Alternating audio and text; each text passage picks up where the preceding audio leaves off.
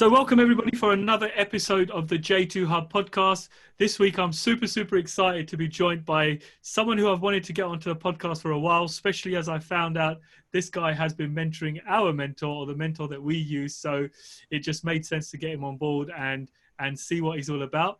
For those of you that don't know this guy, I'm sure you're going to be pretty amazed by the wealth and the masses of experience this guy has. And lo and behold, Vanish Patel, thank you very much for joining me on the J2 Hub podcast. Thank you for inviting me, James. No worries at all. I appreciate you're super busy and you've got lots going on, so I am very thankful for your time. Vanish, I wanted to ask you, first of all, for people that don't know you, can you just give us a little bit of background on who you are and a bit about your journey, please? Sure. Okay. So I went to university. I studied IT. So I did computer science, got a degree, and then I spent probably about 10 years or so working in lots of large corporations, doing IT projects, got my way up to doing what's called VIP desktop, which means dealing with busy corporate executives and being able to balance technology and looking after those demanding executives, and got involved in lots of computer projects. So that's my background, right? So, and then I ditched all of that and spent the next decade doing property. Because whilst the corporate city life is great when you're young, it gives you a chance to experience and things, it's not where your future, or certainly my future. So I was definitely going to have my own business. I was definitely going to look at income from assets, and I was definitely going to design a lifestyle that allowed me to enjoy life. Did you always know that whilst you were working for the corporate company that you wanted to go into property, or was there kind of like a light bulb moment during your career that said... No, so I had the advantage that when I was much younger, I grew up in a family business. Yeah, I'm a Patel. Surprise, we had a sweet shop, right? So, all of that. But also I was surrounded with uncles, aunts, and other people who had businesses, right? And I also had the experience of people who worked, and then they had the feast and famine, all great, and then suddenly that situation. And so having had all of that, I was fortunate because I grew up in a family where you going and saying, I'm not going to do the corporate thing. It wasn't frowned upon. Yeah. So being the black sheep, yeah. All right. So that was encouraged. It was okay. And, in the early years, a bit of negativity from some side of the family, but there was that, okay, you got some time, and, like, if you fail, then you got to go back and get a job, but it wasn't the thing of no reference points. So I had lots of reference points. Right. So you had a family who was very supportive, and a family of kind of entrepreneurs and business owners already to kind of... Yeah. So, and I tell people that when you're young, you don't know that, and you don't know any different. Yeah. All right. And so when I meet loads of people who are trying to do it, I go, how many entrepreneurs are there in your immediate circle? How many people can you look back and had at least a decade, even if it's just living with them, or socializing with them? So most people who come from a corporate world don't have enough of those role models, so then when you start venturing, I say, you're going to lose friends. Your family's going to be negative towards you. It's only when you get to the top of the mountain will you win them over.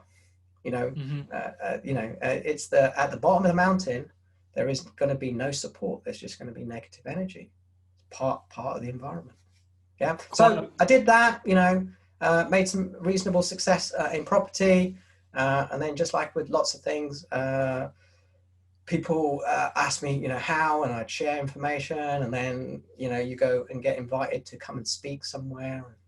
I do a bit of that because it's a great way in which you can get your message out. So this is good. I can, what I always have the challenge is whenever I get invited to speak, I always get, how long have we got?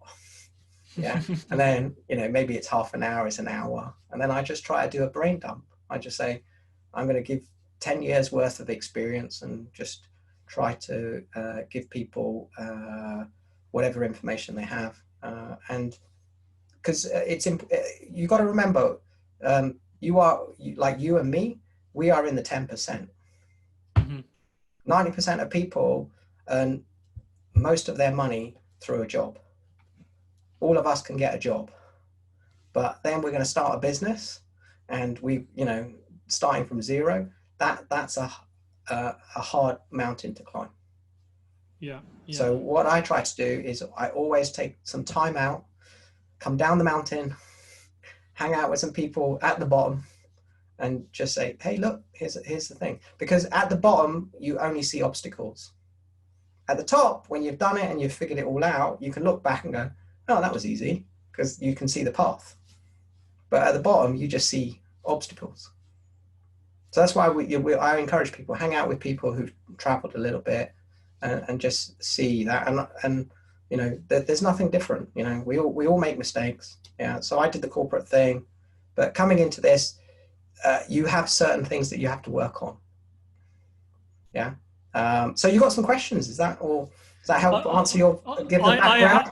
I have, yeah. Before I go into those questions, Vanish, I just wanted to say one of the things that really stuck out about you for me on the live call last week was exactly what you just said there, that you very much like to kind of come down and hang out with the groups that are probably starting off or are very early on in their journey.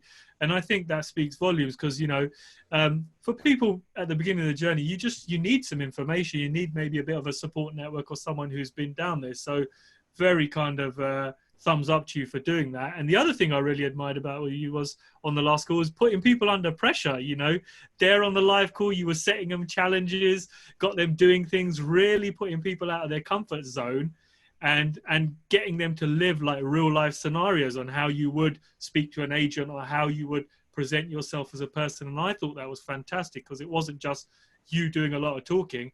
I know a lot of people were kind of shaky when you put them under pressure, because I could see it on their faces. So yeah, really, well, this is so what I always tell people is, you're going to grow, and a lot of people do this in speaking, right? So I've learned, in trying to help people, sometimes it's just give information, but you've also got to interact, you've got to engage, right? And so how you help people is not by keeping them, we call it the comfort zone, right? Mm-hmm. But actually it's the diminishing zone, right? Because if you're comfortable, right, you're sliding down the mountain. There are only two ways. You're either sliding down the mountain, right, or you're climbing up.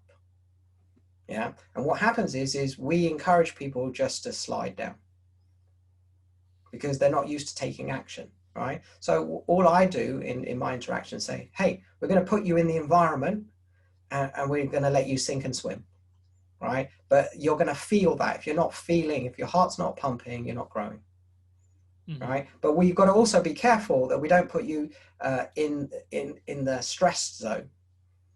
Yeah, so we want you to stretch. That's get your muscles working, but we don't want them to break over that you then fall apart. So I just do these little exercises, and it just gets people thinking. And I know it works and grows, because that's how you do it. You stretch a little bit, you push yourself a little bit, you try, and also you have to figure out, what you can do. This is the whole thing. You're in your own business.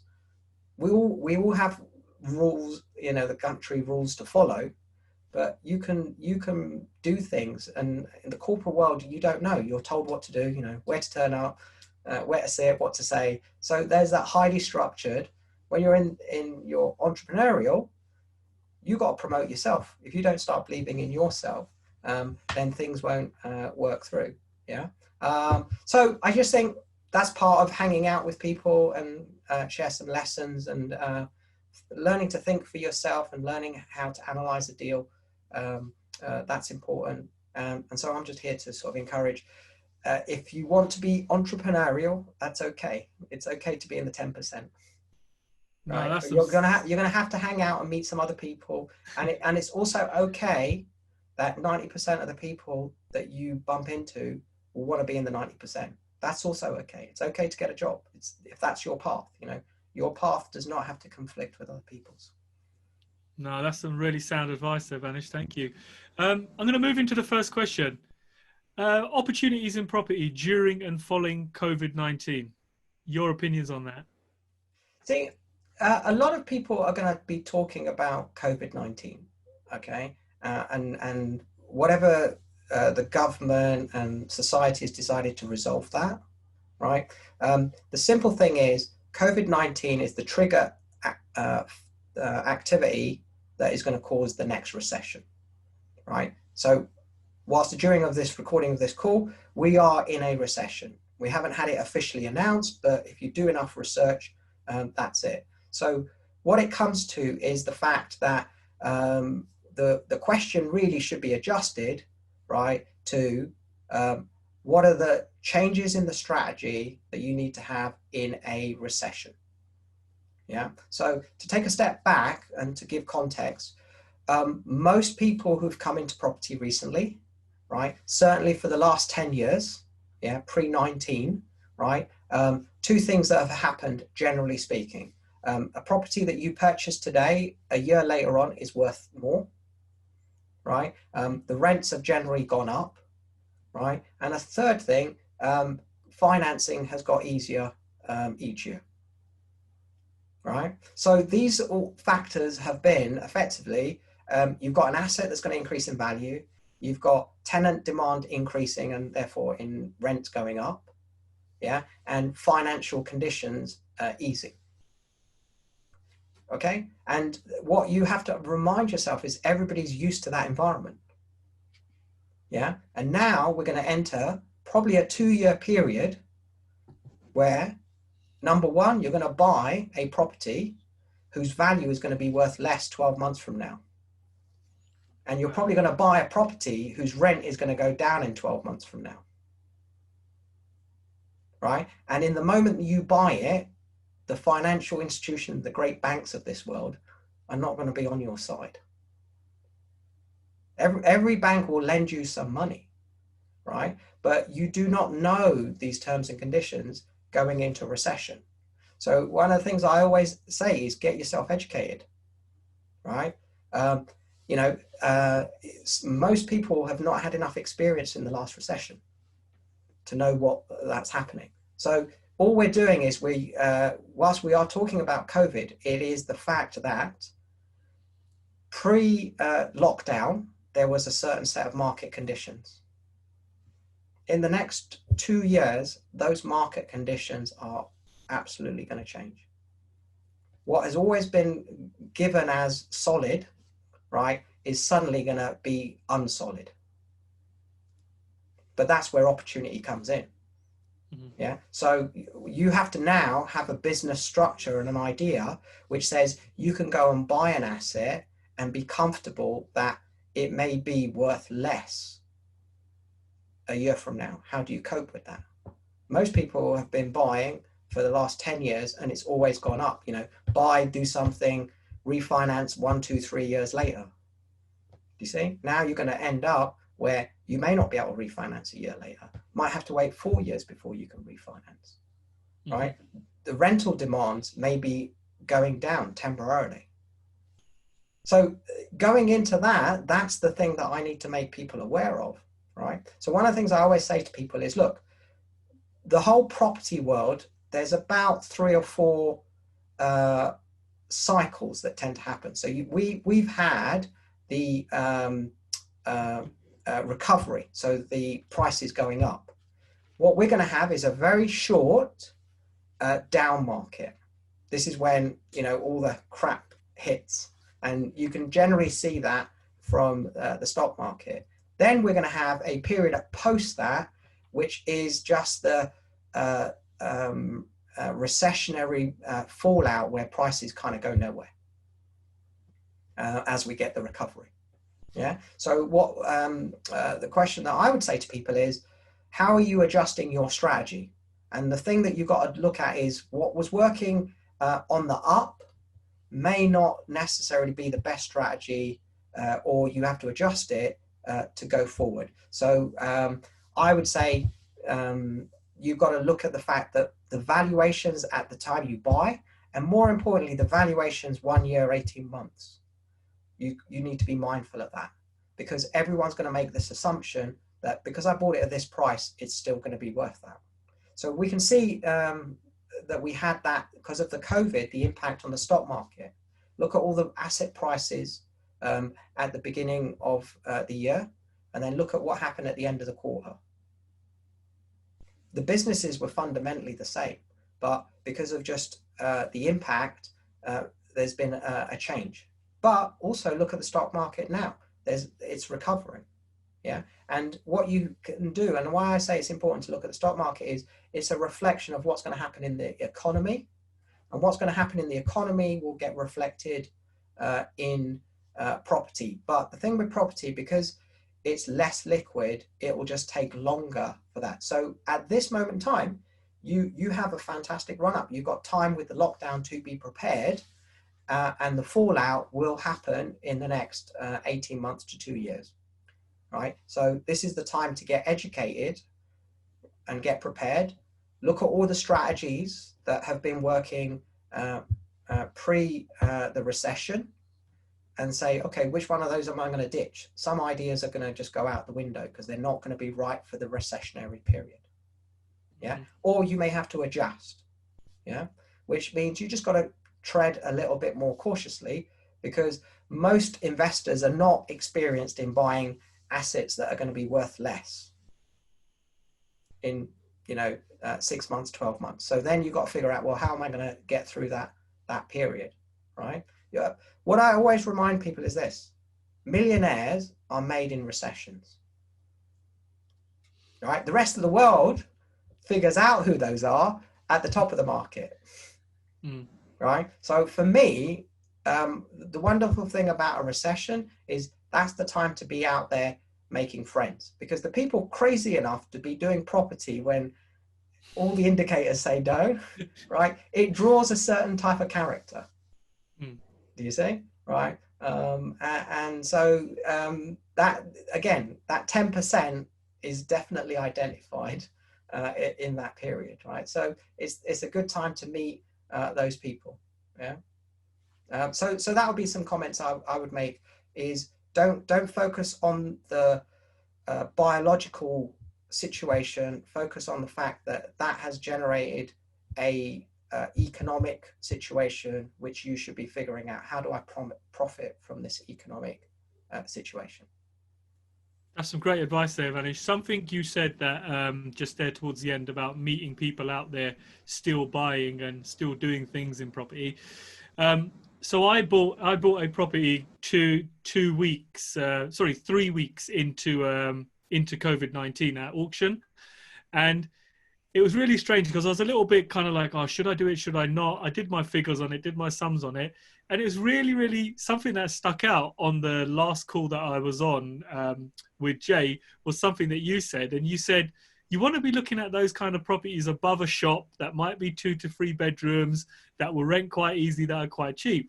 And when you said that, I was like, man, that's exactly what I've bought. Have I bought the right thing? And kind of when you said that, I was like, maybe this method of madness that's running through my head, or this way of thinking, could be correct. You may have got it right, James. Granted, we've got a few issues with the lease at the moment, with some headline leases before it goes through to completion. But I thought, am I crazy? Am I doing the right thing buying? Because everybody's out there, people that haven't invested in property saying, oh, you shouldn't be doing this, you shouldn't be doing that. There's a lot of scaremongering going on. So kind of, I hear what you're saying, that kind of 10% is very far and few. And I'm finding it that I need to kind of keep my thinking with that 10% and almost ignore what the 90% are saying moving forward. Yes. So what happens is the problem is when you're first getting started, right? You look up to people like me, right? And then we want, in a 30-minute segment, the answer of what should I do for the next 3 years in detail. Do you see? Right? Mm-hmm. And so I like to give people tools and ideas that will help them, right? But within the time frame that we have, right? And the more time we have, the easier it will be. But one of the things that I would say to you, James, is you did your calculations. Mm-hmm. Yeah. And who were the 3 or 5 people that you got to sound check your idea? So I basically sent the details of the property to 5 of the agents that work in that area. So I sent it them to them for a sales appraisal and a rental appraisal. And 3 of them came back and said to me, "Look, this No, is a no, no. tough." That's Oh, not the question. That's not the question I asked. Right. sorry. Right. That's not the question I asked. The question I asked was, who were the 3 to 5 people who are doing what you do, who are sitting in your seat, yeah, to double check your work? Do you understand what I mean by that? So let me clarify. Okay. You're going to hire a solicitor. You're going to hire a broker. You might hire a builder. All of these people are going to be on your power team. Yeah. Right. But they're not part of your boardroom. Right. In your property business, what's your job title? I'm the director. I'm the only Director, person there. CEO, MD. Yeah. But on by title, yes. But Yeah. Right. So what happens is you need to remind yourself, agents, your solicitor, they are not sitting in your seat. Right. They're sitting in your power team. So that in your power team, they're sat out there.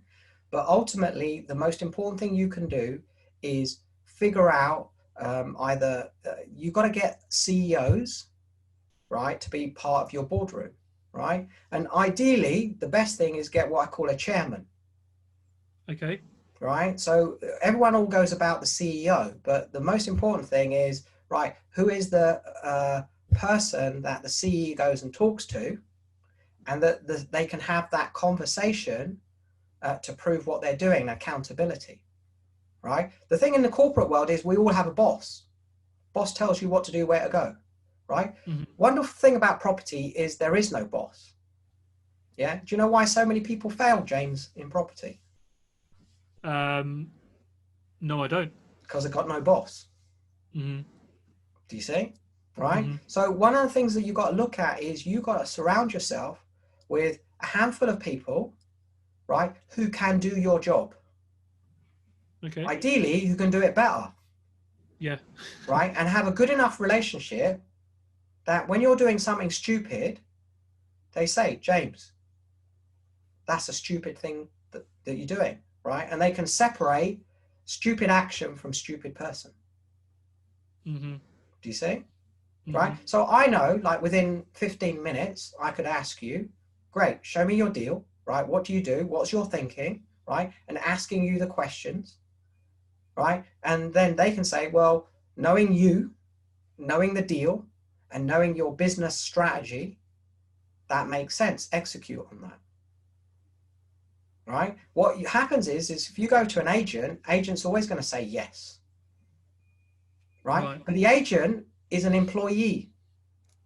Right. Because what happens is an agent does not, if you make the wrong decision, they're not involved in it. They have not sat in your seat long enough to understand. And then that's when doubt occurs. Like, am I doing the right thing? Do you see? Right. And most people don't know.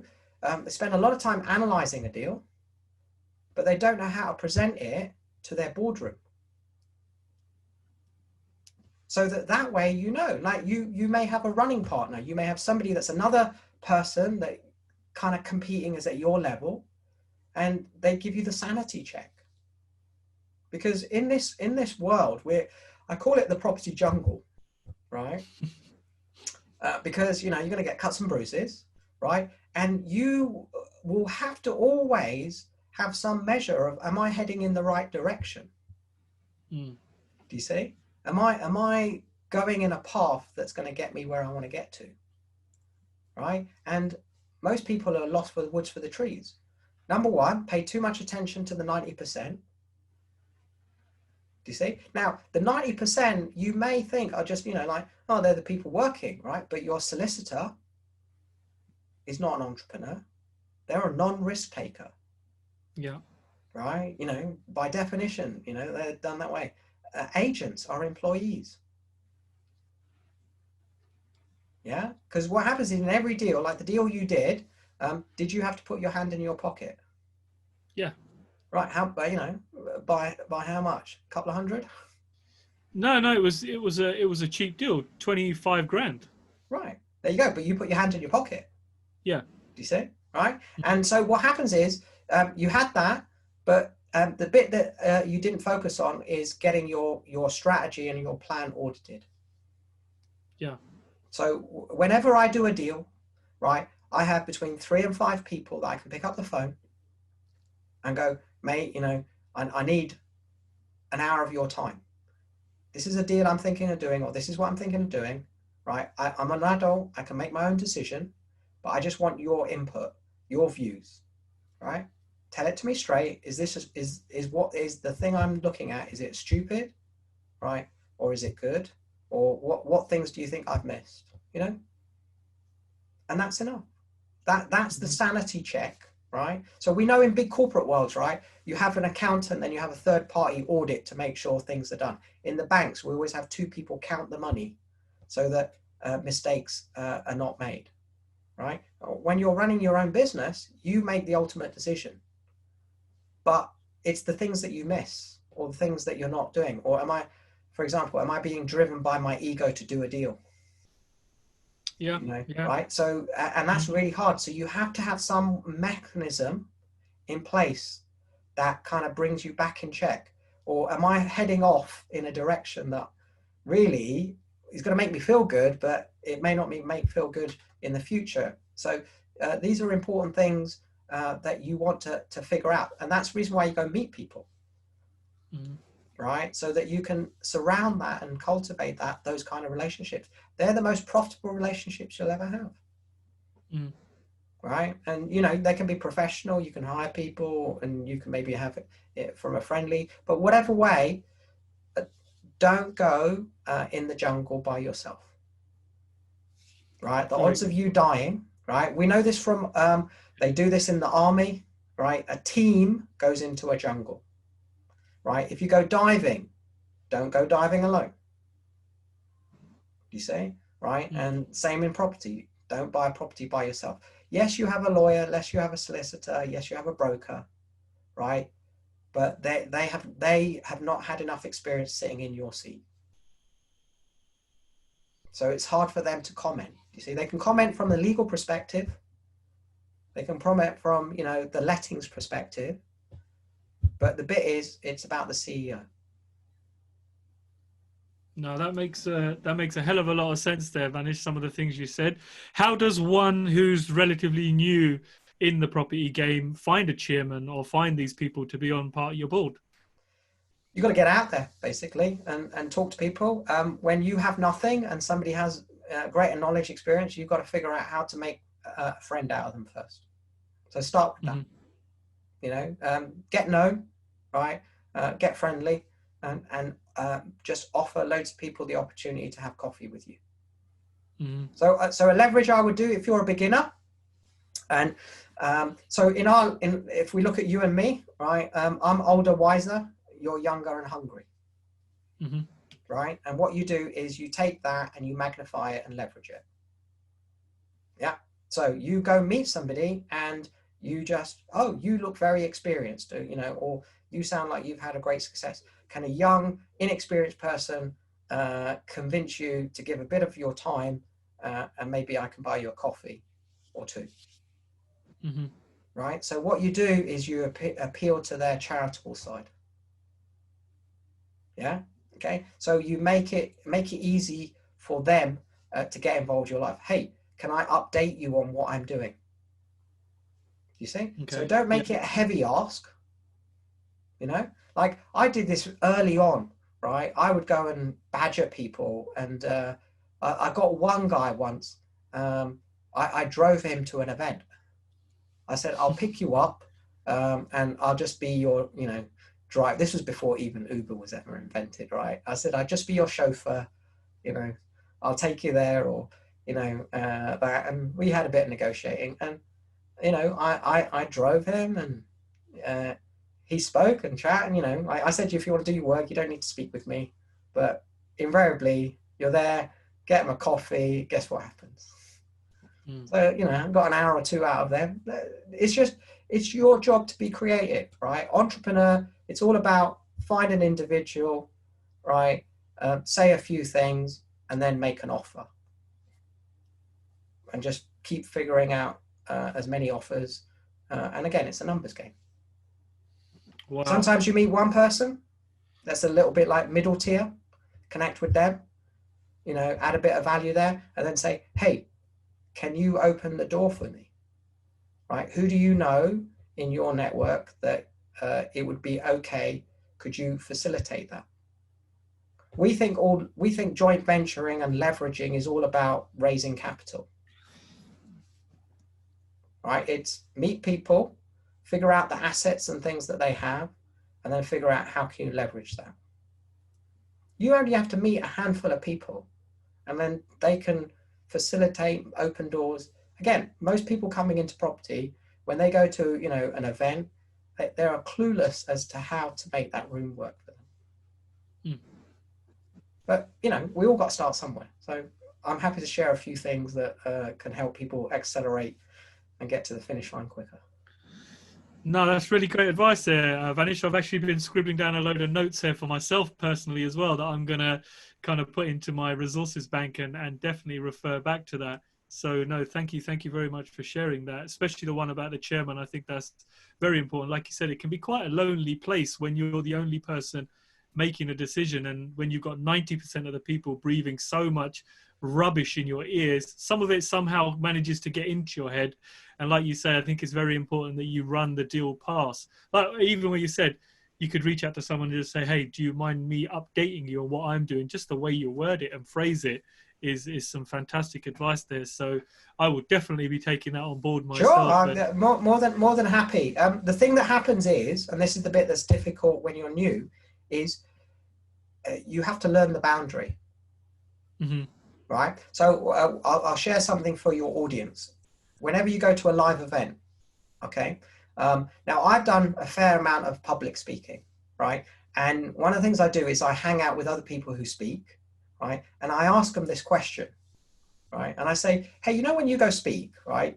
How many people in a year do you think you get in front of? And some people go, I get in front of maybe a few hundred. Some people get in front of 1,000. And I go, so what percentage of the audience come up to you and offer to buy you a drink or a coffee or carry your bag or, do something nice to you, just look after you for 10 minutes? So I'll ask you that question, James. I'm guessing it was quite a small number. Okay, well, pick a number. Out of 100 people, how many people do you think come up and live event and just, what I say, do something that your mother would do, like give them a bit of food or drink or whatever. Just look after the person, yeah? 8 people? It's 1%. Really? Yeah. Wow. And I'm a data person. So I go, this is my personal, and I've been doing this for like 10 years, right? And it's about 1% of people that come up to me, right? And I ask other people, hey, roughly, Now, some people, they might have 2 or 3. I intimidate people up front. I just tell people, I'm not the rah-rah, okay? And if you come up to me, be prepared to be in the growth zone, yeah? So I probably know that I have a slightly lower there. But what I tell people is, the reason I share that statistic is, it is easy to get into that 1%. Right? You'll see whether I'm speaking, hosting, or whatever, right? That's just my nature. Right? Give to the other person. The more you give, then it will come back, right? That's the reason why when people walk in a room, they're in the information, I call them, the information people, and they just want to suck the information out of you, right? You want to get noticed, do something nice for somebody. Mm. That's it. Just you figure out whatever that is, that's your differentiator. You do that, people will notice, right? So go up to the speaker and figure it out. Don't wait to figure out a problem. Look for a problem they have and just fix it. Mm. Right? That's how you get, noticed. No, that's a great little tip. Again, I remember Jay, who interviewed you last week. We were at a property networking event, and it was actually Susanna Cole's birthday, and he had a I think he must have. I'm not 100% sure that he prepared this, but he must have had a great book in his bag. He wrote a little personal note on there. He ran up to her and he gave it to her. And I still remember this. And I thought, wow, what a way of getting in with someone. And I know he got a shed load of knowledge out of a load of expertise from her for just doing that one act of kindness. And the fact that she remembered it and posted it on her social and shared it, I thought, what a way of getting into someone rather than just waiting in a long queue saying, excuse me, can I ask you this? And get Yeah, of noticed. course. I tell people, look, by all means, come and ask me a question. And I say it's very easy to be different in this organization, right? Because what happens is that again, being selfless at the beginning will pay rewards in the future, right? But you have to figure that out. It's just most people don't know that they can do that because they think, oh, it's being rude. Oh, I don't know. You know, it's if you take care of that person in some shape, do a selfless act. Actually, again, it will come back. And these stories you'll see repeated again and again. And it's easy to be in that 1%, right? Again, in the corporate world, you don't see that happening. Here, this as an entrepreneur, right? We all think of, you know, marketing, looking after a customer, great customer experience, right? But you have don't wait for a customer to you know, sign up to be a customer. You get to choose sometimes your customers. You know, if you you know, very simple, write down 10 people that you want to be a part of your network. Go do some good stuff. If one of them joins your network and it succeeds, that's fine. The 9 that don't go anywhere, who cares? Do you see? All right, because we spend too much time worrying about the little failures. Yeah, it's like, you know, your podcast. I said, right, let's get on with it. Yeah. Right. I'm not going to get too concerned by trying to figure out. All it is when you become an entrepreneur, good enough is good enough. Right. Get going, get better. Yeah. No, some really, really sound advice. I'm really taking this in for myself as well here, Vanish, learning a trick or two. I remember when I used to have a print firm. I think back now, some of the things I used to do to get some of the clients on boards that I really wanted to work with, like you say, create a list. And I knew the director was born in the 80s, so I'd send him a sweet hamper with sweets from the 80s and just a simple note like, have a sweet day, give us a shout next time you need something. And, you know, £25 for a little hamper went a long bloody way in the sense that when he did call me, the work that came off the back of it was great. And I'm thinking, why are we not doing that in property? What's kind of changed? The entrepreneur's still there. It's just... This is the thing about... one of the things I try to explain to people is you've got to get good at making offers. So, for example, if you go to a normal event, you know, depending on the different types of locations, but they're anywhere between £10 and £20. You know, that's the sort of normal ticket price. And then you've got your travel there. And what I say is make sure you spend at least £10, £20 on the audience. It might be, you may decide to spend that on the speaker. You might spend that on the person next to you, but invest in getting those relationships, those conversations started. Right? I tell people, you need to purchase at least 100 coffees. I know this in my business. We have a budget set aside for spending money on coffees, you know, and it's, you know, like £500 to £1,000 a year. Wow. Right. Okay. So you know, we spend enough money, right? Because we know that that's where the ROI comes from. I want to have such a, you know, a big enough coffee bill that the ROI on that is massive. I mean, fortunately today we managed to do this virtually, so we save ourselves the expense of the coffees, but it's the concept, you see, right? Because it multiplies. Right. And what most people don't do is they don't sit down and say, how many people am I going to meet? How many people am I going to have some engaging conversation? Right. And some of those will go somewhere. Don't worry about the ones that go nowhere. Right. You know, just get past the first 1 or 2 conversations, and then you can make an assessment. Okay, this person, there's some synergy. Let's go there. So I do, like, in a nice way, James, this is a classic blind date. you know. So to give context to the audience, you sent me a message, yeah, Hmm. and then you were persistent, yeah. So in a nice way, I ignored your first one to see if you're made of entrepreneurial stuff, and then you did a polite follow-up, yeah. Then we did a bit of messaging back and forth, and I said, right, I'll jump on the call. Yeah, you got this window of time. Let's create some content, and we'll go from there. Because if you spend too much time analyzing, you never then get into executing. Mm. Do you see? I think the thing is, Vanish, because I know that you've mentored Susanna Cole, and Susanna made it quite clear that you need to have 5 to 9 touch points with a person before they actually come back to you with something. I was well clued up on your training tactics in terms of making contact, and I knew the first message would be ignored, and I thought maybe the first 3 will be ignored. But I thought, from what Susanna's told me, this has probably come from Vanish anyway. I know the process to kind of Yeah. go through now.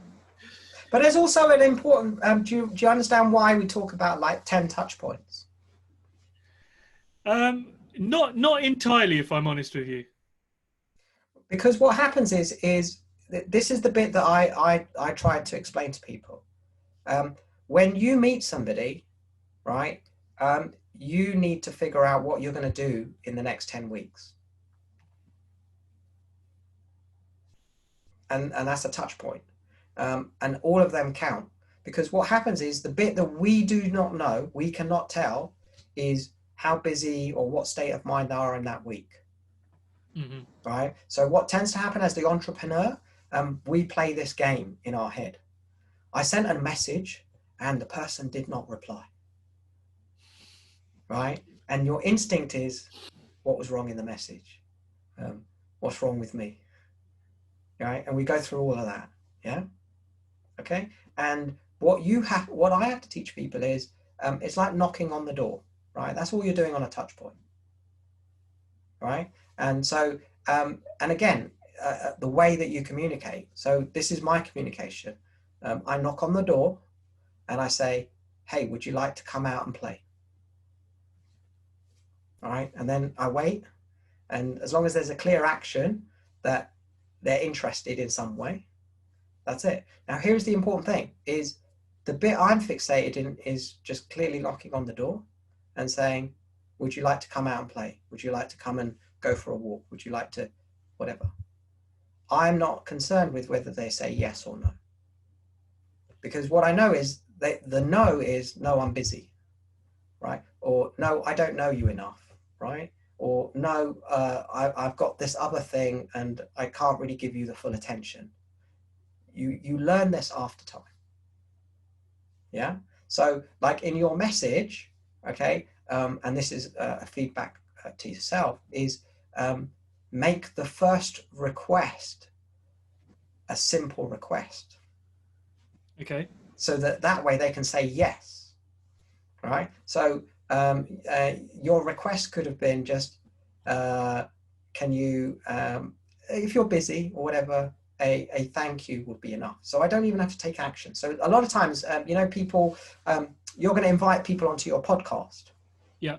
Right. And what you said was, can I have your information so that I can then send you my schedule? Yeah.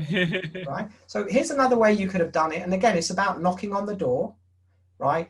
And thinking about what is the yes that you were looking for. Right. Right. Okay. So a way you could have done it, and this is why I normally tell people is, hey, this is what I'm doing. Would it be possible for you to come on my show in the next 12 months? Yeah. And all I need is a simple yes or no, thank you. Mm-hmm. You see? So all I then had to do was spend time processing that. Right? Which was say yes sometime in the next 12 months. I can do that in the first message, can't I? Mm-hmm. As soon as you say to me, hey, can you come on my podcast? I want to send you an email with all the schedules and everything. I'll tell you what's happening in my head. Yeah, I've got to find the time. I've got to now research this thing, figure out who this character is, where's it going, right? Who's it going to be about? How's his brand going to affect my brand? Do you see? So Yeah. in sometimes when we do this touch point, you need to say, well, how are they going to say yes, and how is that yes going to make them feel, and how can they say no thank you or not sure, right? So what tends to happen is, because we're impatient, we ask for the big yes. And I always say, go for the small yes. Small yes. So here's how you get people on the show. Number one, you go, hey, this is my podcast, and this is what you can do. You can check me out, give them all the information. I'd love to have you sometime in the next, year. Because now we don't need to get into the when. Do you see? Right? And then when they say yes, you go, great. Okay, now you do here's the schedule, here's the dates and times. Yeah. Now, you haven't done the third email, which I'll teach you today. Mm-hmm. After you've done the podcast, what are you going to send me? I'm going to send you a thank you. Yeah. And what's the next offer or request? I am then going to see if I can touch base with you again in 6 months' time. Cool. That's good. So get into again, here's what happens. So in you doing your first message, did you have mapped out the next 12 weeks? No, I didn't. No. You see? So the difference between you and me, right? I know what's going to happen. Right? Now, the path is determined by the other person. Right? So what you should do the thank you, great. All right? Then you say, here's the podcast, right? The follow-up message is, hey, thank you for being on my show. Appreciate the support, right? Can I ask you to maybe recommend 3 or 4 people, or suggest 3 or 4 people that I should get in touch with that you think would be appropriate for the show? Wow. Yeah. Okay, if no one comes to mind today. Yeah. You got to learn the art of leverage. Because again, what you're doing as the CEO is you're going, it's my job to do everything. Right? You are the project manager. Yeah. You are not leveraging this relationship because you haven't been taught how. Right? From every great conversation, right? If it's great and if they think it's appropriate, another conversation will happen. And that'll happen later, but at least you've planted the seed to say, oh, who else do you think I should have a chat with, Right? Because you're doing all the heavy lifting. Do you see? Now, you did well in your initial, because you introduced yourself and then you gave context where you weren't a complete random stranger. You had a third party that you could use to link it and connect it. And, we had a little bit of time live, so you weren't completely there, right? Do you see? Yeah. Right. But again, you've got loads of people that have come on your podcast, but you haven't continued following up. No, you're absolutely right. I haven't. No. That's some really, really good points, actually, especially the one about just asking for a recommendation. Yeah. And again, phrase it in the right way. Who do you know, having been on the show, having experienced it and had a good time, right? Who do you know that you think I should be talking to, right? Yeah. Now, maybe they just give you the name. That's it. Do you see? They won't do the intro. Some people will go and then do an intro. Now what happens is you can send a message to that person. Hi, I had so-and-so, right? He told me that I should contact you. What's the response rate on that message? You've broke down the ice, haven't you? Because there's been a connection where someone knows I'm not going in cold. I'm not going in blind. Yeah. So what happens is when you're going in blind, right, your response level is low. If you have a third party, right, and so what always happens is that you've got to learn, and the reason I say you learn that skill is because deal flow, opportunity, money flow, is all the same. Do you see? You're meeting people and you're doing hey, I'm knocking on the door. See? So now what I do is I knock on the door and I slip a note and it's got the name of the other person. They said, oh, they come and hang out with me and they said I should knock on your door, right, because you would enjoy hanging out with me. I don't feel like I'm cold calling now, am I? I'm No. just facilitating. Mm. You see, and that's the whole thing about property is you connect with people. I just say, look, connect with 100 people, right? Have conversations. Some that will be good conversations. Figure out there'll be others that after knocking on the door 6-7 times, then that's it. Then they've made the decision. They've given you a clear no. If they haven't responded after, you got no decision after 10, right? Then okay, time to move on. Right, find some other people. But the thing that happens is most people just don't knock on the door enough. And my mindset is this: I knocked on the door this week, right? And in this week, maybe this is the week when they're not so busy that they can pay attention to it. Mm. Right? The week after, I need to erase my history because I'm just knocking on that door. Right? I reach out, I do my thing, right? Which is knock on the door, say, hello, right? Are you interested in going for a walk? Are you interested in having some fun? Are you interested in having some food? Whatever. Right? Now, it makes it easier when you can do a third-party recommendation. And we're all about make life easy. Like, you got to get up the mountain, right? If you do all the carrying, guess what happens? You're worn out. Yeah. So leverage people for knowledge, leverage people for introductions, leverage people for money, right? Leverage people for emotions. You got to find some people that when it's just shitty, things are not going well, that you can message them and they just bring you back up. They bring you. They're important on your army.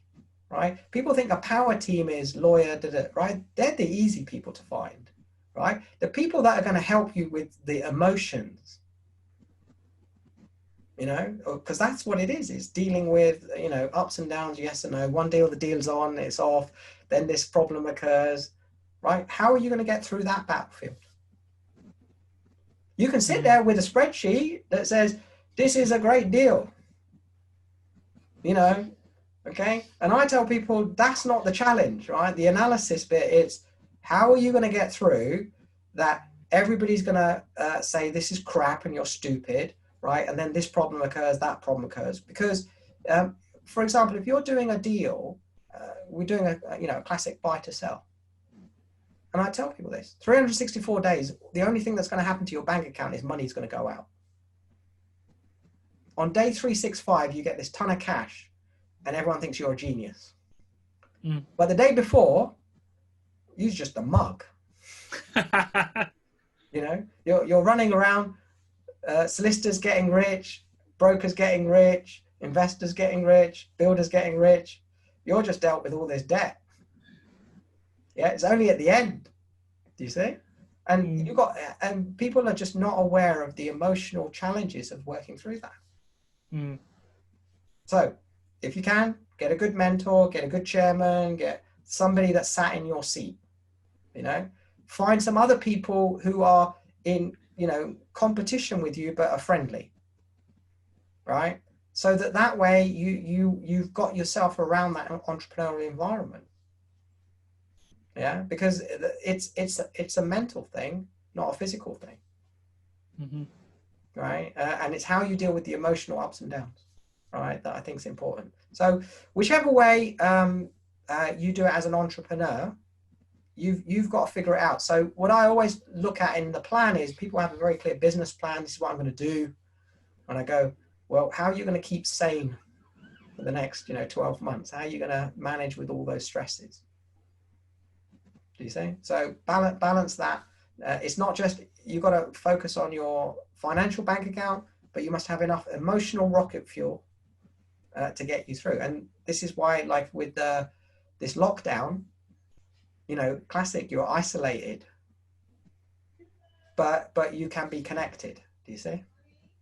Yeah, and that's a great way of looking at it, because like you say, we get fixated with the end goal and we don't realize that there's a massive journey to go through getting there, like 364 days before you sell and you get your money in. You are just a mug, and you need to manage those 364 And days. there's internal fear, like, will it happen and it gets delayed, and did I do this right, and all that. And that's the reason why you want to sort of stick around with other people to see there. And also, um, you know, there will be landmines and problems that you're not aware of. So by meeting people who have been successful or got some different experiences, just they'll give you some things to think about. Hey, think about this. So, you know, like I said today, you're entering a recessionary period. How are you adapting and changing your strategies to get you through that? Mm-hmm. Right? Most people will be, oh, okay. What are you going to do when it all comes back? And I go, it ain't coming back. What the good times that we had, right? That's done. Right? We're in this recessionary period. Right? Unemployment is going to be 10% plus. Right? What experience do you have investing when you're in that situation? The last time that we had, you know, high unemployment was back in 2007 and 8. For most people, you know, they were still at university or at school. Yeah. So learning to a change, you know, that's why in this environment, you're going to have to relearn new things. All right. But like I said back, millionaires are found in the recessionary period. So the opportunity, because a load of people will leave our little industry because they'll say, oh, it's a little bit tough or it's a little bit difficult, you say, right? So anybody that's mad enough to stick it out will see the rewards on the other side. That's great. Vanish, I want to move on to my next question. The HMO market, how do you think this is going to be affected, in particular student rentals? So short term, I think there's going to be certain issues. So if you're already in the market, your challenge is going to be people leaving, right? So you're going to have the challenge of how do you deal with empty units, because some people will have left before the term finishes because of obviously students and other people will have gone home or whatever, right? So short term, it's the fact that you're going to have maybe some empty rooms, and how do you deal with that? Because it's just going to be a bit more challenging in doing viewings and getting people back in. The other longer term issue is that technically speaking, universities are not 100% going to be open in the next season, because in student market, most students rent for the whole year, right? So anybody in this current market, they've got tenancy agreements and guarantors and everything that will cover them through to the end of this season, right? Most people, if you're in the student market, you should be fortunate, because people who are going to be in university in October will have already placed their down payments starting January. So some people will have been okay, right? But you will have vacant if you haven't achieved it at that point. So the challenge really is how are the universities going to deal with reopening? By the time this virus is kind of resolved a little bit, I think the education market will be fully back up and running. There'll be social distancing. Some of it will be, distant learning and everything. Students will still need to go and find accommodation, right? Most of them have already got it done. And as soon as the university sort of clears the system and everything, you will have people wanting to rent back. I don't think the student population is going to change. What I have recommended people is have a plan B. So if you have a property that you're thinking about the student market, the whole thing about designing the things is you can always rejig it for other people. You can go temporarily and go for professional. You can go for short-term market. You could, if it fits in your area, you could go for social housing temporarily until the market recovers, right? So the way I would do it is if you've got a HMO, always have 3 different demographics that you can rent to, and then do the test marketing in all of them to then figure out which is the one that you want to have your mix in. So if you've got all student housing, you may say, okay, let's take 20% and put it into a different market. Do you see? But keep the type of people roughly the same in each unit. right? And that's the whole thing about the design of any property is it's not that difficult to adjust it. So if you've got a student let, you want to put all the students together because they tend to be of that age. But how much work is it to switch that to then young professionals? Not too much. And then there's also charities and other specialists that you could do temporarily until the market recovers. But long term, that's the great thing about HMOs is it's relatively easy to adjust when one market changes or demographic moves. That's some sound advice, and it's put a smile on my face because that's partly where we are with student lets and a few HMOs that are privately to private professionals as well. Do you feel we also get involved in new builds? So like very small, like very odd plots of land. Some of the new builds we've done are like kind of 1.5 stories high, so part submerged in the ground. It might just be a 1-bedroom, always very quirky looking. How do you feel that market will be affected moving forward? So the first question is, who are the type of people that buy your units?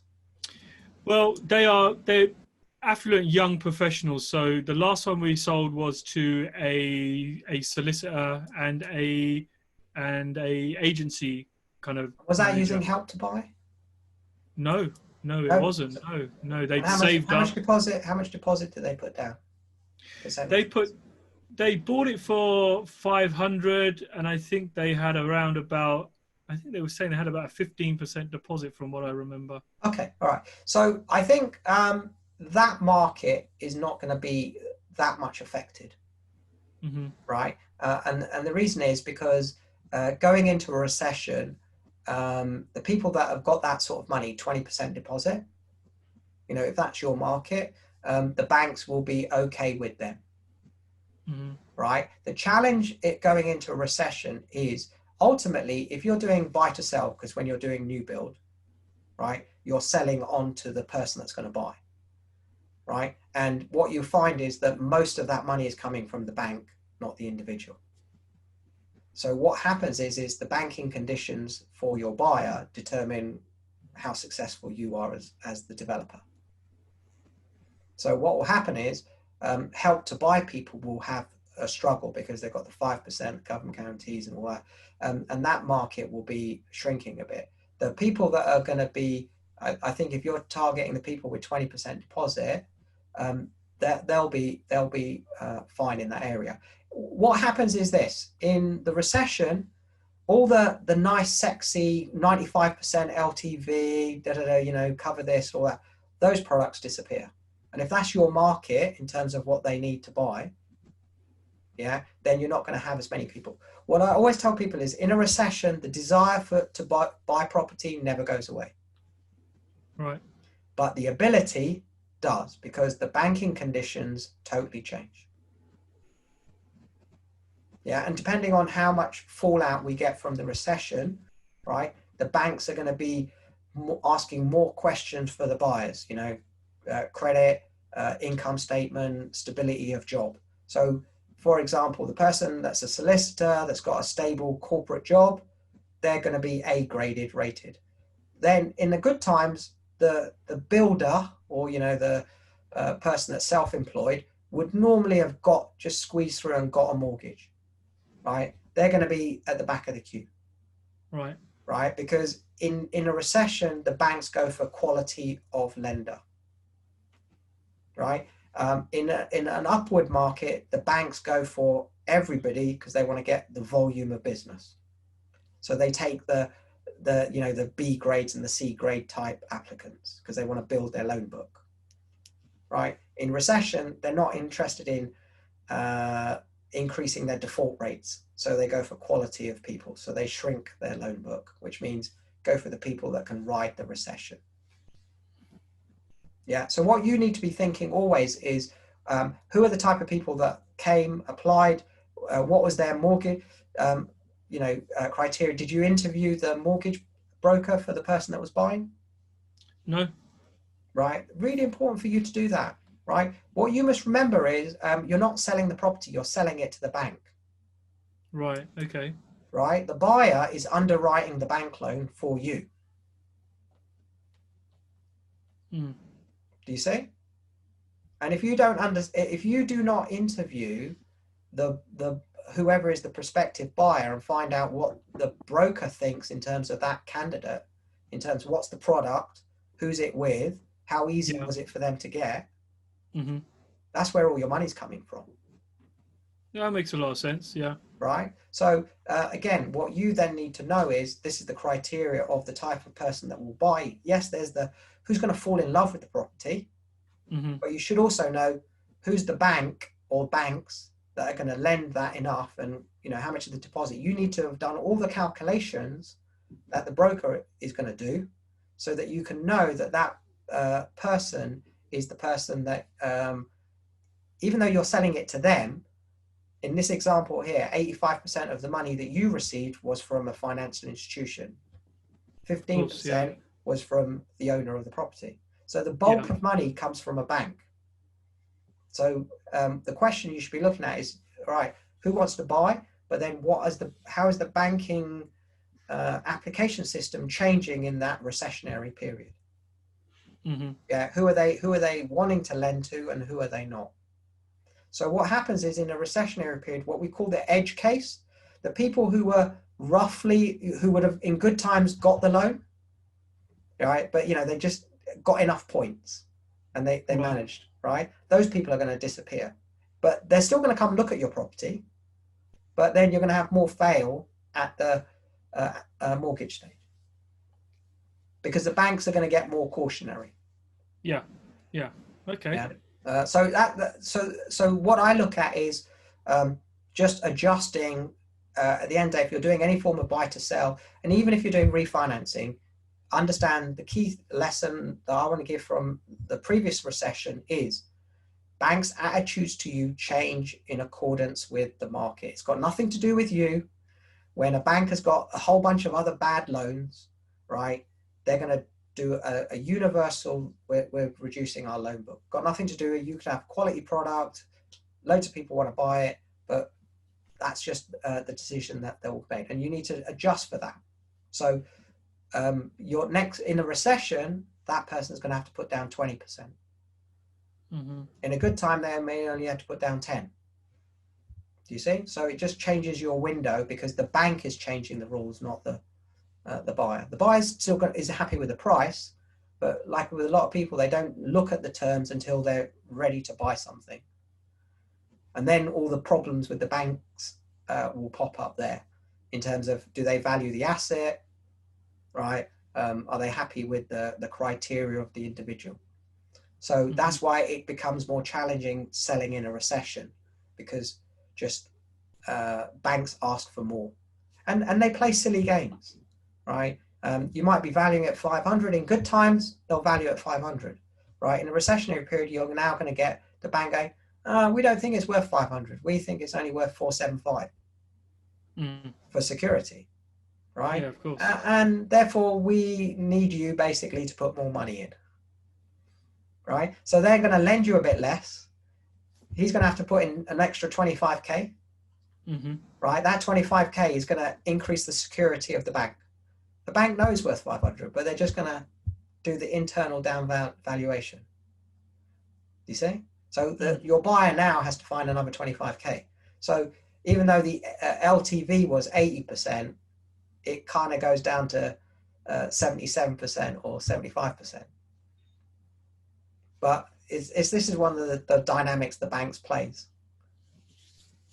All right, and in a contracting market, this is how the bank deals with those things, and new people are not aware because, again, we're used to this formula. You buy it today, in a year, 2 years time, the rent's going to go up, in a few years time, the assets value is going to come down, right? And in a few years time, when you come to doing the refinance, you can refinance, pull out a bit more money, and actually your monthly payment is about the same, right? And that's what happens when there's an upward trend. Right, next 2 to 3 years, we're going to either have a sideways, maybe a bit of a dip, and you've got to adjust how you're going to get through that. So refinancing is going to become challenging in the next 2 or 3 years, because the normal criteria, right, which is, oh, it's going to be worth more, you can just pick up your broker. Yeah. So these are just things that people who have been experienced need to be aware of, because you're assuming your fundamental business model is what has been working for the last almost 10 years is going to continue. Right. So we've had summer, right? We're in the financial winter, which means you've got to be a little bit more figuring things out. But interesting enough, a lot more bargains in the winter. Mm-hmm. So, that's the way that you have to deal with things. Some really sound advice there again, Vanish. Thank you for that. Vanish, we're coming up. Well, I think we're over an hour, and I know every time I jump on a call or a Zoom call with you, I know we can go on for hours because you've got so much value to give. I wanted to finish this podcast off on something you said earlier, where you said the next 18 to 24 months, people should be getting educated. What are your thoughts on mentors and working with coaches? I think that if you can find the right mentor that you work with. So I have a couple of rules.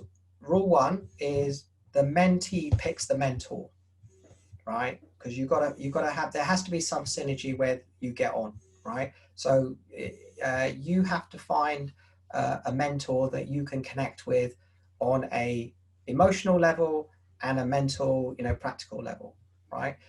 So if you can find someone of that nature that complements you, they make a difference. I've mentored a number of people, and mentoring has a great opportunity as long as there's a good relationship between the mentee and the mentor. Because one of the things that I always say is, whilst you get the right to pick your mentor, right? Yeah. You also have to be a good mentee. Yeah. Right. So like if you're going to find a coach or someone that's going to assist you, are you teachable? Are you able to do things? Right. So that's the reason why I say that the relationship has to be beneficial on both sides. Yeah. So when I interview people that are interested in it, we do a proper interview. We have, a chat, and I find out about their strategy, what they're looking at. I figure out whether I think I can add value and whether they'll execute on what we say. So for people who are, again, going it alone, figure out the best mentor, the best coach that fits your budget. Yeah. If you're first starting off, don't go for the one that's the most expensive and all that, right? Because you'll probably not benefit from it. Start with maybe finding a peer group, find some people, identify the people you want to follow. So I always try to put out loads of free content so that people can, get a feel, is the philosophy of the mentor going to fit the individual? Does the personality fit? Right. And then try to, reach out, figure out some stuff, but also remind yourself, I've got to stand out. I've got to I've got to be a good mentee. What am I developing as a person? Like I said, put yourself in the 1%, go meet the person, reach out, do something nice for them, that way both of you will get the best out of the relationship. Yeah. So you have to figure out how you're going to use them, what questions you're going to be asking, right? Don't just leave that all to the mentor. Yeah. But I would say the majority of people, if they're early in their stage, they will benefit from some level of guidance. Mentors work in different ways. Some people will, do like a year-long program. They do it individually, one-to-one. Some people do a one-day workshop. Some people do a group mentoring. Figure out what will fit within your budget, what's appropriate at your stage. Even if all you do is drop a message to the person, you have to show that you are a good student, and so you have to highlight, communicate, start that relationship, do the marketing touch points, make them on the horizon, know that you're aware, right? And then it will naturally evolve over time.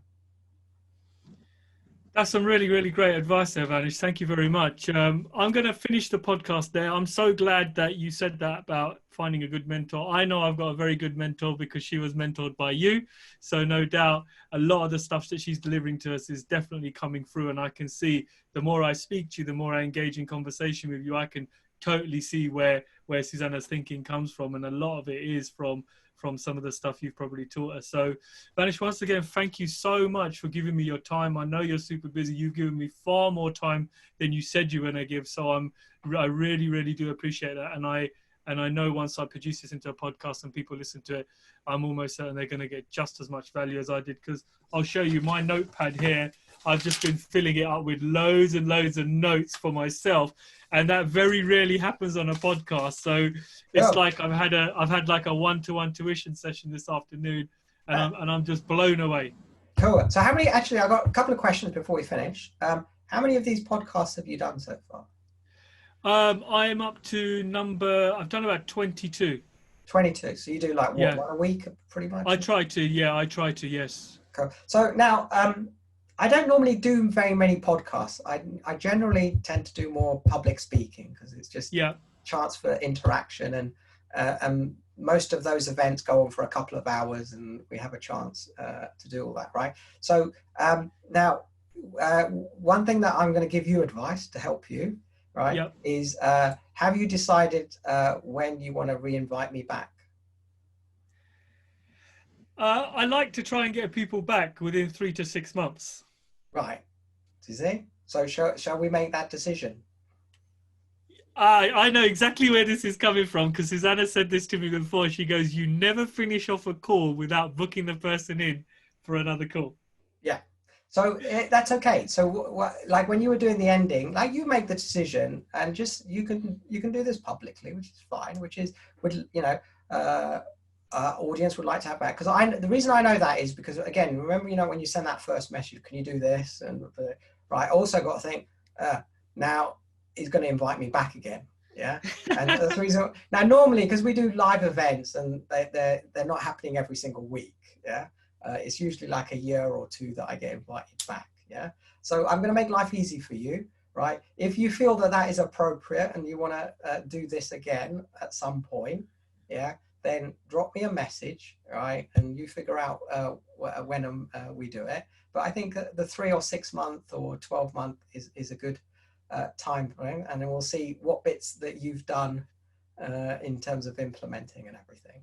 Yeah, no, for sure. And I'll leave that for you to do. But this is, again, the other thing that you want to do in the follow up is, that was great. I'd love to do that again.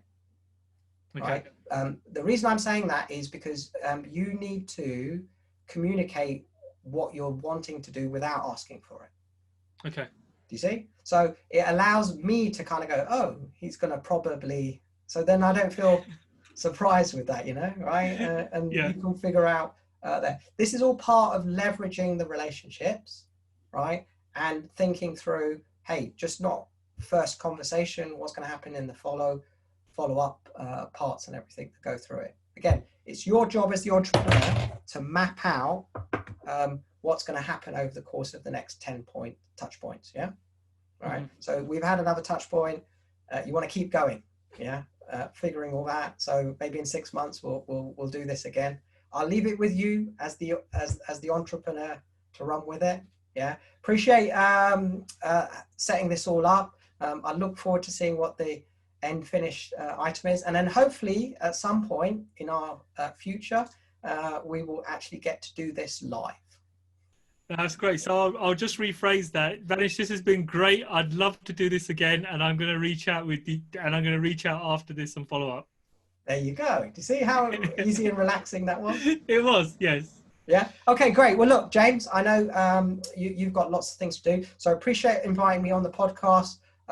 And I'll look forward to seeing what the finished version looks like, and look forward to doing this again in the future also. Likewise. Thank you again, Vanish. Thank you very much.